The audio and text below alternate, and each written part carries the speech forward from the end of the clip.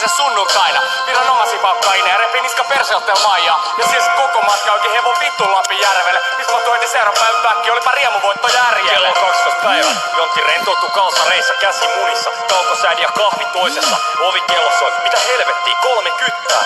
Vittu muovelta. Eihän mä vittu tehnyt mitään. Vittu ei varmalla avaa ilman kirjallista etsintälupaa. Ne tulee Ineen sorsalla. Roudaa alas portaita. Paiskaa ulos. Laittaa raudat. Iskee tykin niskaa. Onks virka intos kyttää vittumaisempaa asiaa? Kaikella kunnioituksella. Jontti ei oo niin hurja mies. Et 9 millisellä pitäis taltuttaa. Työnnä se hanu. Näinä vain on harran aikana kotirahoka kunnioita kuka. Kun paskalakissa tondaa kämpili makko etsintälupa. Ja turha uteliat naapurit. Onkas yks kiusallinen ongelma. Ja nörtsy pysyy posessa kun on Haastemies ovella. Valtiovalta kirkko. Kaiken maailman virpoja. Täällä vietetä pääsiäistä vittu muovelta. NS-frendit, jotka ei soita eka. Kas vittu muovelta. Yhtä äkkiä kuin vitut torakat, jotka vaani jossain rapussa aikessa TV-lupaa tarkastaa. Niin kauan kun tarjolla vaan miljonääri Jussien tasot paskaa. Miksi pitäis mitään maksaa? Torakat, saatana lainaa musaa ja muuta paskaa. Lupaa vittu palauttaa, muuttaa paikka kunta. 5 aamulla, pydes korkeinta notkee rotta. Rappiolleni frendi ovella, pummaa vitun safkaa. Kuppa klodessa, ränni verinen paita hanskassa. Olevina korvaus paskasta, mitä sä keesit multa?